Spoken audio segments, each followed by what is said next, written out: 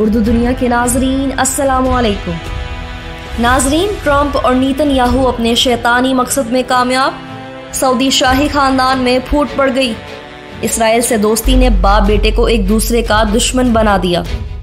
वली अहद ने शाह सलमान के अहकामात को रद्दी की टोकरी में डाल दिया। शाह सलमान गुस्से से तिलमिला उठे। मोहम्मद बिन सलमान को वली अहद के ओहदे से हटाने का फैसला। शाही खानदान में खाना जंगी अरूज पर पहुंच गई। ग्रेटर इसराइल के मंसूबे में मोहम्मद बिन सलमान का ताउन बेनकाब।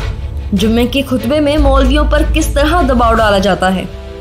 वीडियो के आखिर में आपको बताएंगी कि जलावतन शहजादों ने रियाज के ईवानों को कैसे हिला कर रख दिया है। सऊदी अरब का अगला बादशाह कौन होगा। नाजरीन, वीडियो में आगे बढ़ने से पहले अगर आपने हमारे चैनल उर्दू दुनिया को अभी तक सब्सक्राइब नहीं किया तो अभी सब्सक्राइब करें और बेल आइकन को भी क्लिक करें और वीडियो को व्हाट्सएप और फेसबुक ग्रुप्स में भी शेयर कर दें। नाजरीन, इस वक्त मशरिक़ वुस्ता की सियासत में हलचल मची हुई है। खलीजी ममालिक में इसराइल को तस्लीम करने की जो हवा चली हुई है, इसने खित्ते का तवाज़ुन बिगाड़ कर रख दिया है। यूएई और बहरीन ने इसराइल को तस्लीम करने का बरमला इजहार किया तो मुस्लिम दुनिया में तशवीश की लहर दौड़ गई। फ़लस्तीन की आज़ादी की हमायत करने वाले कई इस्लामी ममालिक ने यूएई और बहरीन पर तनकीद के नश्तर बरसाए। फ़लस्तीनी सदर ने इसको फ़लस्तीनी पीठ में छुरा घोंपने के मुतरादिफ करार दिया। यूएई के बाद इसराइल की ख्वाहिश है कि सऊदी अरब भी इसे तस्लीम करने वाले ममालिक में शामिल हो जाए। इसराइल चाहता है कि सऊदी अरब के साथ सिफारती और तजारती ताल्लुकात जल्द से जल्द कायम हों। इसकी बिना पर इसराइल को कई फ़ायदे होंगे। सबसे बड़ा फ़ायदा ये है कि अगर सऊदी अरब इसराइल को तस्लीम करता है तो इसके हलीफ ममालिक भी इसराइल को तस्लीम करने में आर महसूस नहीं करेंगे। सऊदी अरब में मुकद्दस मुकामात होने की वजह से इस्लामी दुनिया इसे इज्जत की निगाह से देखती है और इसकी पैरवी करने में कभी हिचकिचाहट का शिकार नहीं हुई। इसी वजह से इसराइल की देरीना ख्वाहिश है कि सऊदी अरब भी इसराइल को तस्लीम करने वाले ममालिक की फहरिस्त में शामिल हो जाए। नाजरीन, इसराइल को तस्लीम करने के हवाले से शाही खानदान खाना जंगी का शिकार हो गया है। वली अहद मोहम्मद बिन सलमान चाहते हैं कि इसराइल के साथ सिफारती ताल्लुकात बहाल हों और खित्ते में इसके वाहिद दुश्मन ईरान के खिलाफ इसे इसराइल की हमायत हासिल हो। मुस्तकबिल में जब वो सऊदी बादशाह बने तो खित्ते में इसका राज हो। लेकिन शाह सलमान इस वक्त वली अहद के लिए सबसे बड़ी रुकावट बने हुए हैं। सऊदी फरमारवा शाह सलमान फ़लस्तीनियों का गम दिल में रखते हैं और वो इस बात को मानने के लिए तैयार नहीं कि सऊदी अरब इसराइल को तस्लीम कर ले। शाह सलमान का दो टोक मौक़िफ़ है कि जब तक फ़लस्तीनियों को इनका हक नहीं मिल जाता और जब तक इसराइल मासूम फ़लस्तीनियों पर जुल्म करना बंद नहीं कर देता, तब तक सऊदी अरब इसराइल को तस्लीम नहीं करेगा। अक़वाम मुत्तहिदा की जनरल असम्बली में गो कि इनकी तकरीर का ज़्यादा हिस्सा ईरान के खिलाफ इत्तेहाद बनाने पर था, लेकिन उन्होंने इस तकरीर में मजलूम फ़लस्तीनियों के हक में भी बात की। उन्होंने बबांगे दहल इस बात का ऐलान किया कि सऊदी अरब 2002 के अरब अमन मुआहदे पर डटकर खड़ा रहेगा। इस ऐलान के बाद मोहम्मद सलमान की परेशानियों में इजाफा हो गया। नाजरीन, सऊदी मुमलिकत ने हालिया बरसों में इसराइल के साथ खुफिया राब्ते रखे हैं। इसकी सरपरस्ती वली अहद शहजादा मोहम्मद बिन सलमान करते हैं। गो कि इनके वालिद शाह सलमान एक आज़ाद फ़लस्तीनी रियासत के हमायती रहे हैं, लेकिन वली अहद का नज़रिया कदरे मुख्तलिफ है। मोहम्मद बिन सलमान गैर मुल्की सरमायाकारी में यकीन रखते हैं और इस सिलसिले में उन्होंने कई ममालिक के साथ ताल्लुकात बरकरार रखे हुए हैं। मोहम्मद बिन सलमान ने इसराइल के साथ ताल्लुकात में बेहतरी लाने के लिए कई साजिशें भी की हैं।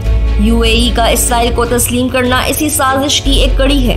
आप जानते हैं कि यूएई खित्ते में सऊदी अरब का सबसे बड़ा इत्तेहादी है। इसके इसराइल को तस्लीम करने के बाद मोहम्मद बिन सलमान की खित्ते में पोजीशन मुस्तहकम हो गई है। अब वो अपने इत्तेहादियों को इसराइल के साथ ताल्लुकात को बैक चैनल के तौर पर इस्तेमाल करेगा। इसराइली तैयारों को अपनी फिजाई हदूद से गुजरने की इजाज़त देना इस बात की दलील है कि सऊदी अरब और इसराइल के दरमियान पसे पर्दा ताल्लुकात हैं और इसकी इजाज़त से साबित होता है कि सऊदी अरब अब फ़लस्तीन के मामले पर सिर्फ बात करने तक ही महदूद होगा। मोहम्मद बिन सलमान का फ़लस्तीन के इशू पर मुंह मोड़ लेने में इसके कई मुफादात छुपे हुए हैं। ये बात तो जाहिर है कि फ़लस्तीन के पास सऊदी अरब को देने के लिए कुछ नहीं है, जबकि इसराइल के पास बहुत कुछ ऐसा है जिसकी तमन्ना मोहम्मद बिन सलमान कर रहे हैं। इसराइल के पास इसका सबसे बड़ा इत्तेहादी अमरीका है, जिसे वो ईरान के खिलाफ इस्तेमाल कर सकता है। इसराइल के पास बहुत बड़ी मईशत है जिसके साथ मोहम्मद बिन सलमान सरमायाकारी कर सकता है। जंगी साजो सामान है जिसे खरीद कर वो ईरान पर अपना दबाव बढ़ा सकता है। टेक्नोलॉजी का वसी मैदान है, जबकि फ़लस्तीन के पास कुछ भी नहीं। नाज़रीन, मोहम्मद बिन सलमान ने इसराइल को बाकायदा तस्लीम करने से पहले एक ऐसा घिनौना मंसूबा रचाया है कि आप जानकर हैरान रह जाएंगे। सऊदी वली अहद चाहते हैं कि इसराइल को तस्लीम करने से कबल वो आवाम की जहन साजी कर लें, ताकि जब इसराइल को तस्लीम किया जाए तो आवाम इस पर रद्द अमल न दे सकें। और इस सिलसिले में उन्होंने बाकायदा एक प्लान बनाया है, जिसका आगाज कर दिया गया है। सऊदी वली अहद मोहम्मद बिन सलमान ने मसाजिद में जुम्मे के खुतबे के दौरान खतीब हजरात पर प्रेशर डालना शुरू कर दिया है कि वो यहूदियों के साथ नबी सल्लल्लाहु अलैहि वसल्लम के ताल्लुकात को मुस्बत अंदाज में पेश करें। मसाजिद में ईसाइयों और यहूदियों को बुरा भला ना कहा जाए और इनके साथ ताल्लुकात को मुल्की मुफाद में बेहतर करके पेश किया जाए। नाज़रीन, मोहम्मद बिन सलमान एक तरफ से खतीबों पर प्रेशर डाल रहा है और दूसरी तरफ इसने एंटरटेनमेंट इंडस्ट्री में यहूदियों के लिए काफ़ी सरमायाकारी भी की है। यहूदियों के नजरिए हॉलोकास्ट पर मबनी एक फिल्म दिखाने की तैयारियां भी मुकम्मल थी, लेकिन कोरोना वायरस की पाबंदियों के बाइस ये मुमकिन नहीं हो सका। अब जबकि सल्तनत में कोरोना वबा काफी हद तक कंट्रोल है, तो ये फिल्म किसी भी वक्त सिनेमा घरों की जीनत बन सकती है। इस फिल्म के दिखाने के बाद अवामी रवैये में तब्दीली देखने को मिलेगी और किसी हद तक अवाम यहूदियों के साथ ताल्लुकात कायम करने पर कायल भी हो जाएगी। यही मोहम्मद बिन सलमान की पॉलिसी है कि जब यहूदियों और ईसाइयों के हवाले से आवाम का रवैया बदलेगा, तब वो इसराइल को बाकायदा तस्लीम कर लेगा और इसके साथ मिलकर ईरान पर दबाव डालेगा। यूं खित्ते में सिर्फ सऊदी अरब का डंका बजेगा। नाज़रीन, सऊदी अरब के इस रवैये के बायस फलस्तीन में शदीद गमो गुस्सा पाया जा रहा है। फलस्तीनी क़यादत की जानिब से अमारात और इसराइल के माबैन होने वाले मुआहदे की मजम्मत के लिए करारदाद का मुसव्वदा भी जमा करवाया गया, जिस पर इत्तफाक नहीं हो सका। ताहम अरब ममालिक और फलस्तीनी क़यादत ने बादज़ा करारदाद में 2002 के अरब अमन मुआहदे और 2 रियासती हल पर जोर देने पर इत्तफाक किया है। गुज़िश्ता रोज़ अक़वाम मुत्तहिदा की जनरल असम्बली के इजलास में तकरीर करते हुए फ़लस्तीन के सदर महमूद अब्बास ने कहा है कि अरब ममालिक की जानिब से इसराइल के साथ ताल्लुकात की बहाली पर अफसोस है। इससे फ़लस्तीनी आवाम को धचका लगा है। फ़लस्तीनी अवाम मुत्तहिदा अरब अमारात से नाखुश हैं और वो समझते हैं कि हमें साइडलाइन लगाया जा रहा है। उन्होंने वाज़िया किया कि फ़लस्तीनी अवाम अपना फैसला खुद करना चाहते हैं। फ़लस्तीनी सदर ने कहा कि आलमी कवानीन के तहत फ़लस्तीन से इसराइल का नाजायज़ कब्जा ख़त्म कराना मशरिक़ वस्ता के अमन के लिए नागज़ीर है। उन्होंने मुतालबा किया कि 1967 की हैसियत को बहाल करना बहुत ज़रूरी है। उन्होंने ये भी कहा कि फ़लस्तीन में कोई भी तब्दीली फ़लस्तीन की अवाम की मर्जी के बगैर नापायदार होगी। साथ ही उन्होंने मुतालबा किया कि अगले साल खलीजी ममालिक की आलमी कॉन्फ्रेंस बुलाई जाए, जिसमें फ़लस्तीन के मसले पर बातचीत की जाए। नाजरीन, यहाँ ये बात काबिल जिक्र है कि फ़लस्तीन पर इसराइल के नाजायज़ कब्जे में सऊदी अरब और मुत्तहिदा अरब अमारात इसराइल का साथ क्यों दे रहे हैं।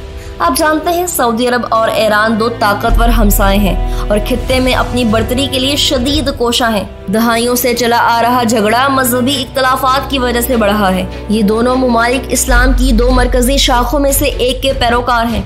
ईरान में शिया मुसलमानों की अक्सरियत है, जबकि सऊदी अरब खुद को सुन्नी मुसलमानों के रहबर के तौर पर देखता है। ये मजहबी फिरका वारियत मशरिक़ वस्ता के नक्शे पर मजीद फैली हुई दिखाई देती है।